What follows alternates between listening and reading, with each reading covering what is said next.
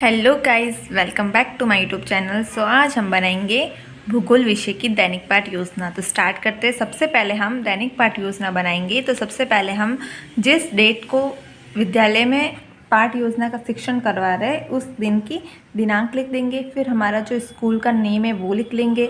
फिर हमारा जो टाइमिंग है, जैसे सेकेंड पीरियड है तो उसका टाइमिंग लिख देंगे। क्लास लिख लेंगे 9th, और 40 मिनट का एक कालांश होता है वो लिख लेंगे। और फिर संबंध इकाई, यानी कि इस जो बुक है 9th क्लास की उसका नाम है समकालीन भारत, और उसका जो प्रकरण है हमने लिया है 3rd लेसन अफवाह, और उसके अंदर हिमालय की नदियाँ। तो अब हम स्टार्ट करेंगे। सबसे पहले उद्देश्य लिखेंगे। उद्देश्य हमारे 6 होते हैं: ज्ञानात्मक उद्देश्य, अवबोध उद्देश्य, ज्ञानोपयोग उद्देश्य, कौशलात्मक उद्देश्य, अभिरुच्यात्मक उद्देश्य और अभिवृत्त्यात्मक उद्देश्य। सबसे पहले ज्ञानात्मक उद्देश्य में जो अपेक्षित व्यवहार परिवर्तन है उसमें हम 2 कॉलम बना देंगे। जो पहला कॉलम है उसमें तो जो टीचर का उद्देश्य होगा वो लिखेंगे, और इसमें जो दूसरा कॉलम है इसमें लिखेंगे कि इससे बच्चों में क्या परिवर्तन होगा वो लिखेंगे। पहला पॉइंट लिखेंगे विद्यार्थियों को भारत के अफवाह तंत्र की जानकारी देना। तो उससे परिवर्तन होगा कि विद्यार्थी भारत के अफवाह तंत्रों को परिभाषित कर सकेंगे। फिर दूसरा पॉइंट लिखेंगे विद्यार्थियों को अफवाह तंत्र से संबंधित विभिन्न तथ्यों का प्रत्यक्ष विज्ञान कराना। तो उसका लिखेंगे वापिस, विद्यार्थी भारत के अफवाह तंत्र, सिंधु नदी तंत्र, गंगा नदी तंत्र का प्रत्यय स्मरण व प्रत्यय विज्ञान कर सकेंगे। फिर अवबोध उद्देश्य का पहला पॉइंट लिखेंगे विद्यार्थियों को भारत के अफवाह तंत्र से संबंधित विभिन्न तथ्यों का संश्लेषण व विश्लेषण कर उनकी व्याख्या बताना। तो उसका अपेक्षित परिवर्तन हो जाएगा विद्यार्थी हिमालय से निकलने वाली नदियों से संबंधित विभिन्न तथ्यों का संश्लेषण व विश्लेषण कर व्याख्या कर सकेंगे। फिर दूसरा पॉइंट लिखेंगे विभिन्न नदी तंत्रों से तुलना करना।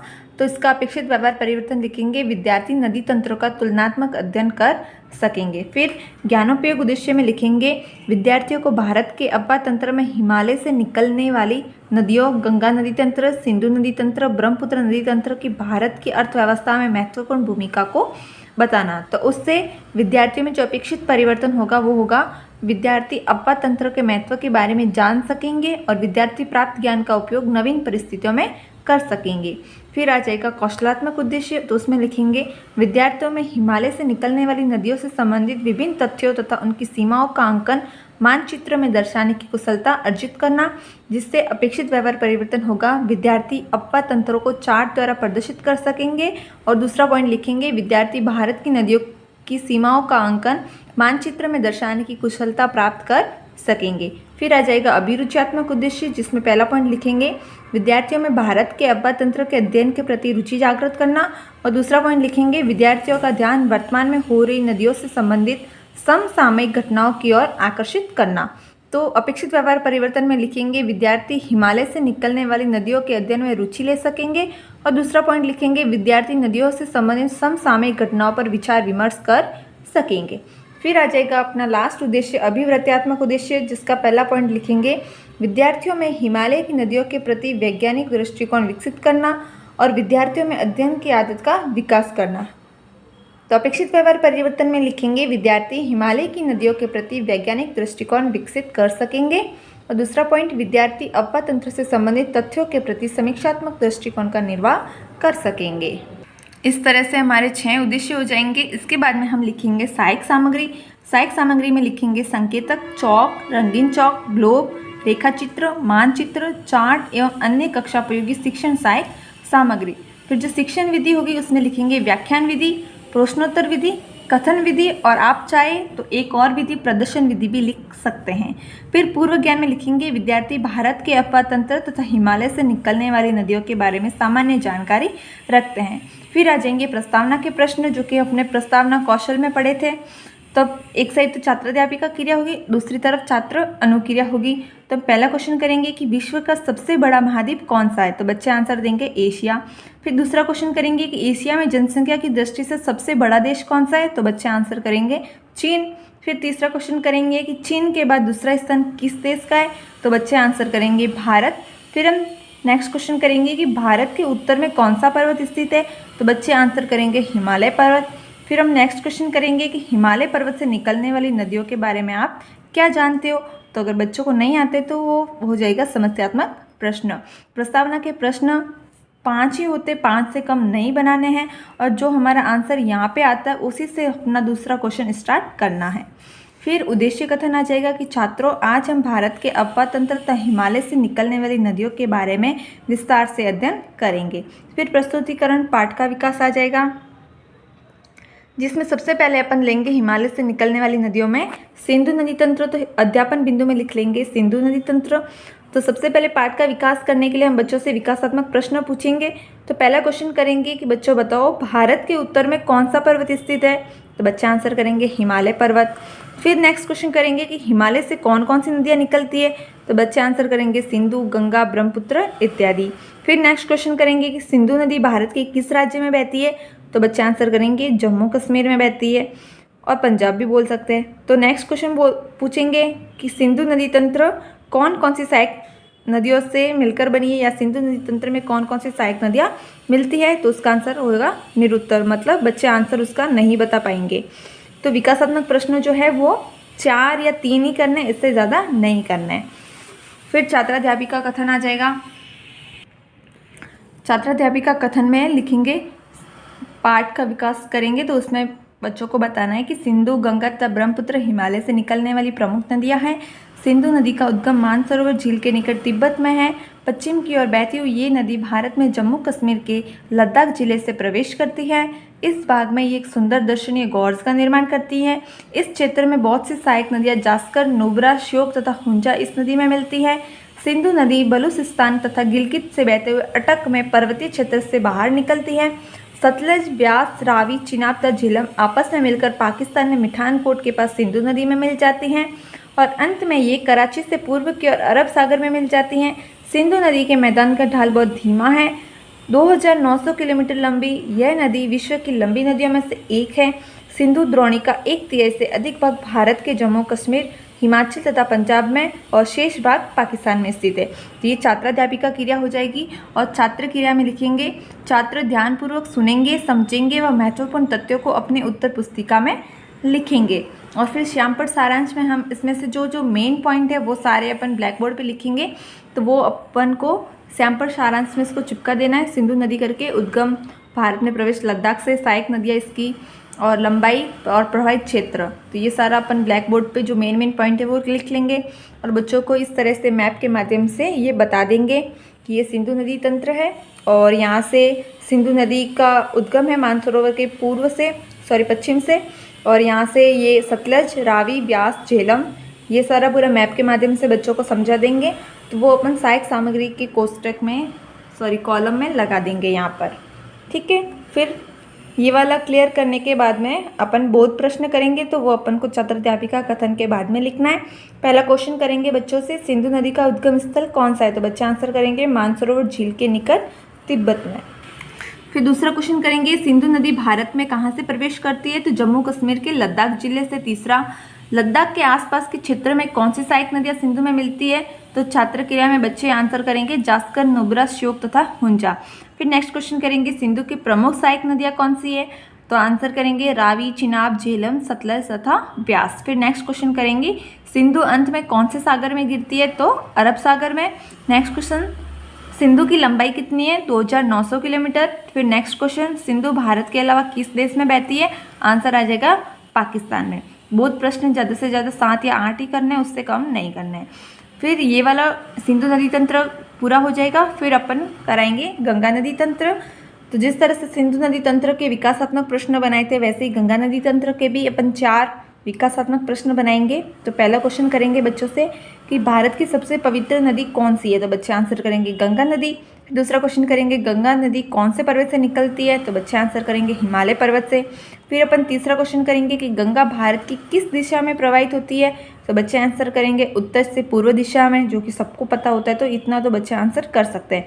फिर नेक्स्ट क्वेश्चन करेंगे कि गंगा की लंबाई कितनी है। तो ये मोस्टली बच्चों को पता नहीं होता है, तो निरुत्तर हो जाएगा, मतलब बच्चे आंसर नहीं कर पाएंगे। तो वहाँ से अपन अपना स्टार्ट करेंगे छात्राध्यापिका कथन।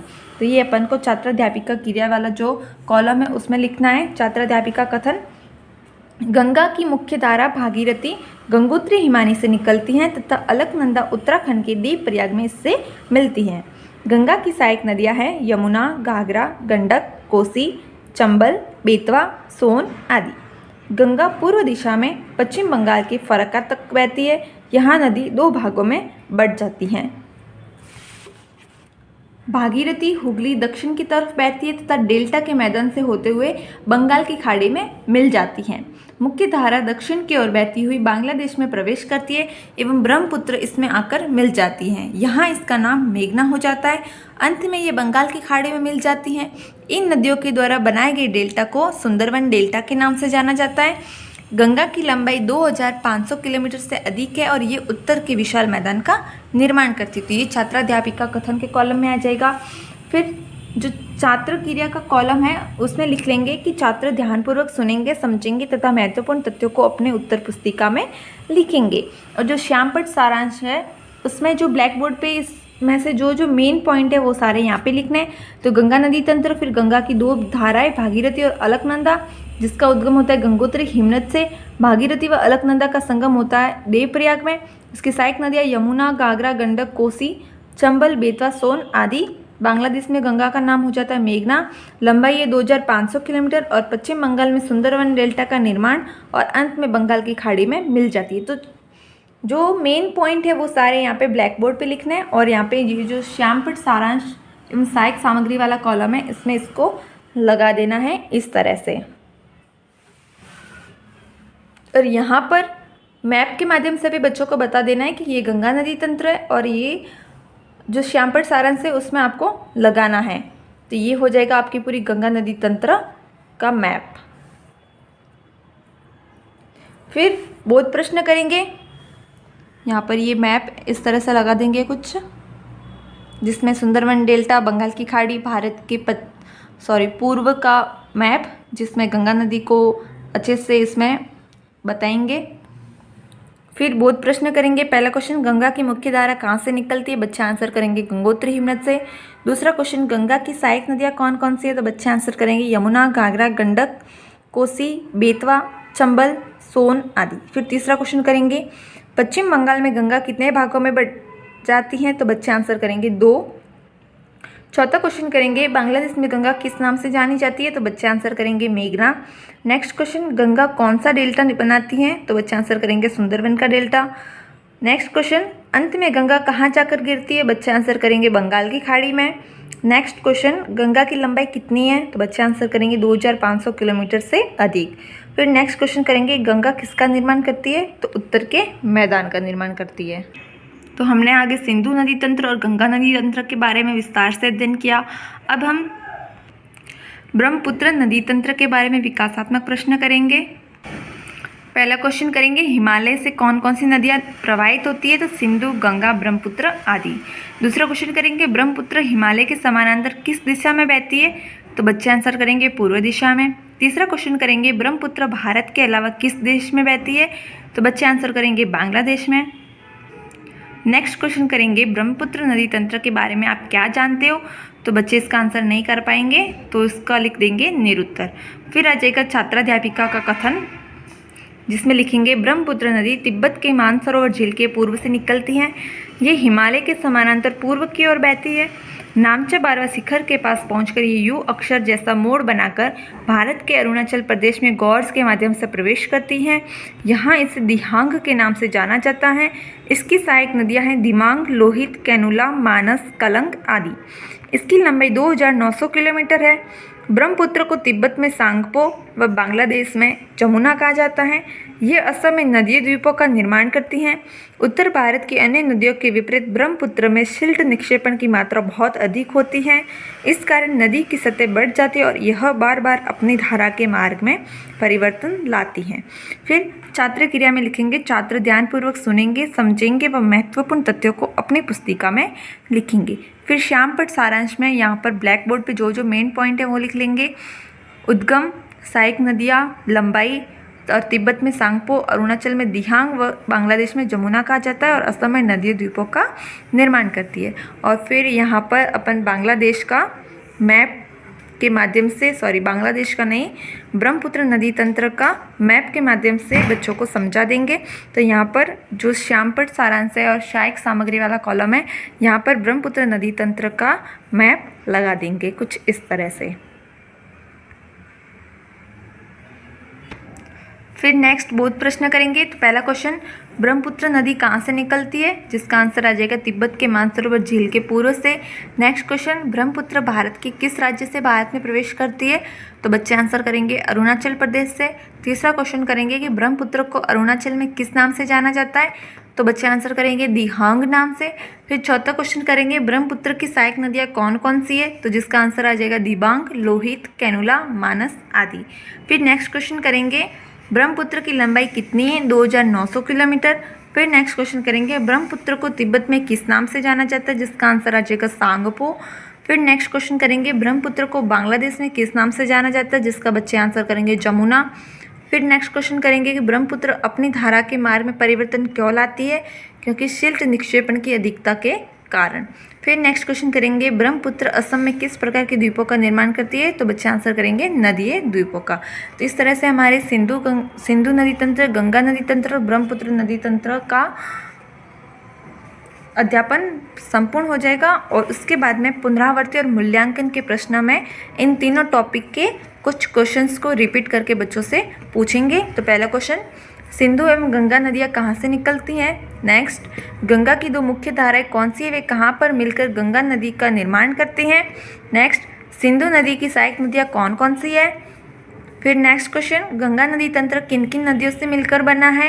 नेक्स्ट क्वेश्चन, ब्रह्मपुत्र को विभिन्न देशों में किन किन नामों से जाना जाता है। नेक्स्ट क्वेश्चन, ब्रह्मपुत्र भारत में कहाँ से प्रवेश करती है। नेक्स्ट क्वेश्चन, सिंधु, गंगा व ब्रह्मपुत्र अंत में कहाँ जाकर गिरती हैं। फिर होमवर्क के लिए बच्चों को क्वेश्चन दे देंगे कि विवेचन कीजिए सिंधु नदी तंत्र, गंगा नदी तंत्र और ब्रह्मपुत्र नदी तंत्र। फिर आ जाएगा परिवीक्षण पृष्ठ, जिसमें क्रम संख्या लिख लेंगे, एक डेट लिख लेंगे जिस डेट को आप ये लेसन दे रहे हो। फिर क्लास 9th विषय भूगोल और प्रकरण में अफवाह, हिमालय की नदियाँ, गंगा नदी तंत्र, सिंधु नदी तंत्र, ब्रह्मपुत्र नदी तंत्र। और इस सब्जेक्ट को जो टीचर पढ़ाते हैं उस सब्जेक्ट टीचर के यहाँ पे सिग्नेचर करवा देंगे अपने स्कूल में, और जो भी वो टिप्पणी लिखते हैं वो लिख लेंगे। Thank you for watching this video and please subscribe my channel and like and comment. Thank you.